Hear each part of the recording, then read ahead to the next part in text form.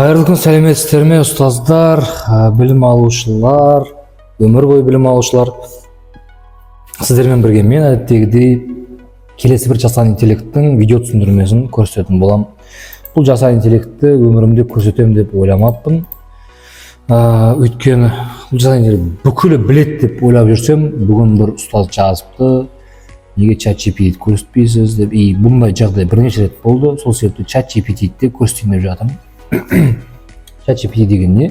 Жасанды интеллект сізбен текст жазу арқылы, запись басу арқылы, немесе бір файлыңызды жіберу арқылы сіздің жасаған сұранысыңызға байланысты белгілі бір жауап қайтарып отырады. Тек сандардан тұрады. Мен айтишник болғаннан кейін білемін да, тек кодтардан тұрады. Өзінің база данных жоқ. Google-дың қызметі сіз іздеген нәрсенің қай сайтта болуы мүмкін екендігін айтса, бұл жасанды интеллект сіз іздеген сұранысты сол сайттан алып алдыңызға әкеліп береді.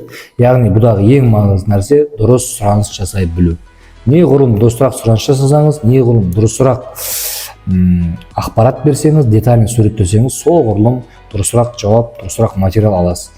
Менде қазір экранда көрініп тұрған платный версиясы, негізінен бірақ не советую платный версиясын алуға, өйткені мұғалім үшін тегін версиясы да вполне достаточно. Енді мынандай, бұл эссе жазады, мәтін құрастырады, шығарма жазады, есеп шығарады. Бір бойында әмбебап универсал жасанды интеллекттердің бірі. Кескін құрастыруды көрсетейін. Кескін құрастыру. Мына жерге кез келген өзіңізге керек көрнекілік немесе сурет, презентацияңызға қажетті картинкалар, сондай нәрсені жазсаңыз, сізге жасанды интеллект өздігімен жасап беретін болады. Мен жаңа бірінші көргендеріңіздей Тойотаны қазақы нақышпен жаса. Осы интернетте хит болып жүрген нәрсе болғандықтан осыны көрсетемін деп шештім.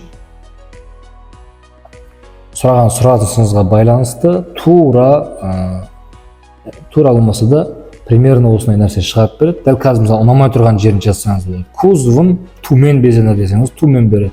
Дөңгелегін ақ қыл деп бірден сұраныс жасап, соған өзіңіздің ойыңыздағы нәрсені аламын деп ойламаңыз. Өйткені бұл жасанды интеллект бұған детально түсіндірмесеңіз, бұл түсінбей қалады. Бұл себепті бір сұраныс жасап, сол сұранысыңызға байланысты, оның берген жауабына байланысты өзгертіп отырсаңыз болады. Кескінді түсіндік деп ойлаймын. Енді чаттың өзіне өтейік. Чаттың өзінде, мысалы, менің мамандығым негізі математика болғандықтан 5-ші сыныпқа 2-ші 90-ды қайталауға 5 есептен тұратын тест жаса десем, осылай сұраныс жасасам, мысалға, осындай бір не береді. Енді мен сұранысымды өзгертіп отыра беремін. Мен қазір бұны детально көрсете алмаймын, себебі уақыт көбейіп кетіп жатыр и просмотр аз болып жатыр. Сол себепті структурасымен таныстырамын. Мысалы, мынау тұр ғой бізде, теңдеуді шеш деді. Енді қазір мынаны былай жасасаңыз болады. Бірінші есепті жай бөлшекке алмастыр, маған ұнап тұрған жоқ деп айтсаңыз болады. Бірінші есепті жай бөлшекке айналдыр. Жай бөлшекті именно бұрыс бөлшекке айналдыр десеңіз болады. 15 деген санның орнына 3-ті жазшы деп кәдімгі адаммен сөйлескен сияқты қылып объяснение беріп отырсаңыз, ол тура осы тестті былай өзгертіп мә деп береді. Мысалы, мына жерге мен 8 вариант қылды, оның 4-еуі дұрыс болатындай тест құрастыр десем болады. Осылай суреттегеніңізге байланысты болады. Эссе жазсаңыз да, Аяжан бірдеңе деген нәрсе болса, Аяжанның атын Назгүл деп ауыстыршы, болмаса басқа қылып істе, мына кескінді мына қалада болған қылып қойшы деп айтсаңыз, соған байланысты жауап беріп отыратын болады. Негізі ең дұрыс сұраныс жасау, ол мына жерде мынау прикрепить файл деп тұр ғой, осы жерді басып, өзіңіздің компьютеріңізден документ жіберіп, тура осыған ұқсас, бірақ сан мәндері басқа есеп құрастырып берші, жауабымен шығару жолымен десеңіз болады. Сол кезде сізге бір нәрсені бір сұранысыңызда детально суреттеп отырып қажет емес, ол бар нәрсені оқиды, көреді, сосын соған байланысты істеп береді. Ұнамай тұрса, ана 30-ды алып таста, ана 5-ті қос десеңіз болады. Түсінікті деп ойлаймын. Мысалы, мәтінін жазатын болсаңыз, мысалы, математикалық маңызы дегенге презентация құратын болсаңыз, презентацияңыздың презентацияңызда болатын тексттарды осыдан жазсаңыз болады, ғылыми жоба кезінде қолдансаңыз болады.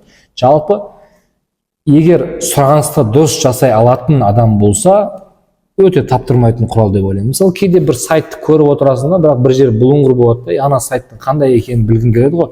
Сол кезде телефонда скрин жасап, осы жерге жіберіп, кескінде көрсетілген сайт қандай сайт десеңіз көрсетіп береді.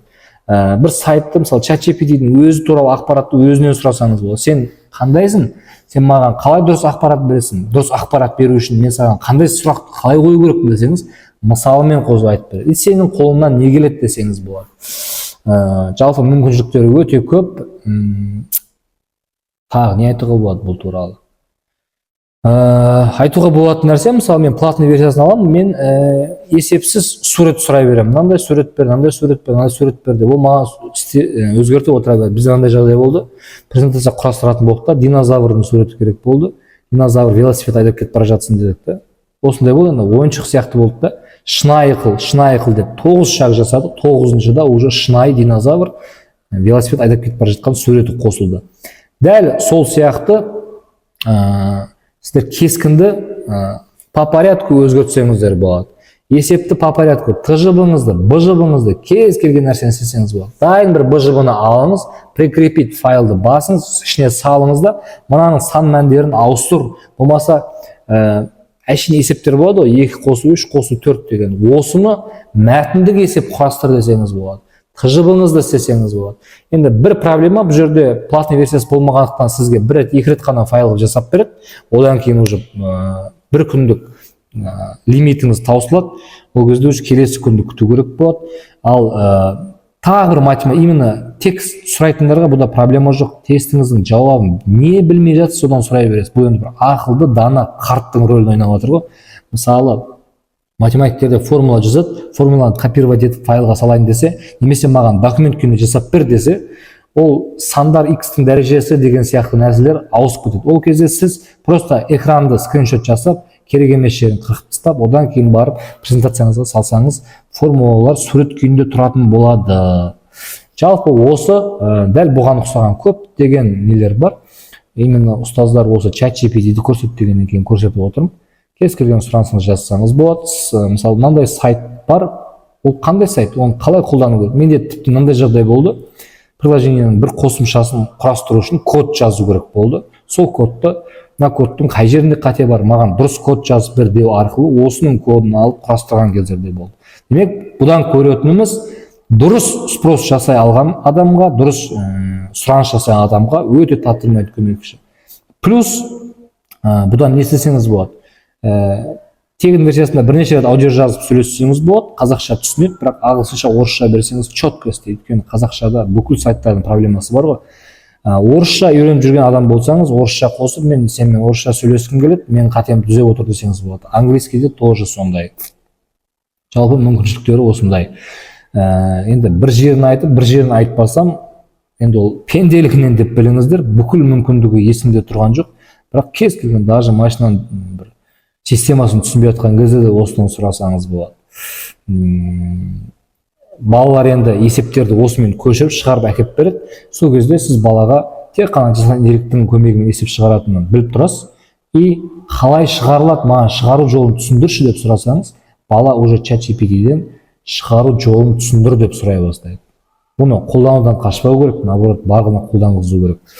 Жалпы осы кез келген сұрақтарыңыз болса, маған WhatsApp-қа жазыңыздар. Мен осы жасанды интеллект уже 6 болды ма, 7-8 болсын, 20-30 жасанды интеллектке видео түсіндірме түсіретін боламын. Лайк бас, тіркеліп кетіңіздер. Рахмет.